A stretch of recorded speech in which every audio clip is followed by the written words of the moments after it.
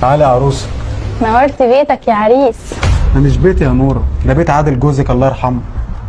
طب اديك قلت الله يرحمه، وبعدين احنا في دلوقتي، وبعدين هو انت يرضيك ان انا واحده لسه متمتش ال 22 سنه وابقى ارمله من غير راجل؟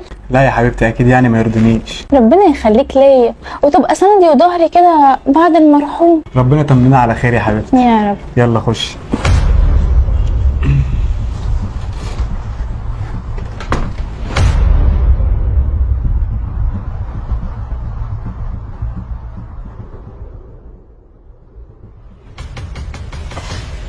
عادل، يا نهار اسود، هو ازاي عايش بعد ما قالوا ان هو مات؟ عادل، طب ايه يا ربي، انا اديله واعرفه انا مش مصدقه ولا انا في ده بجد ولا حلم. هيرجع امتى وازاي؟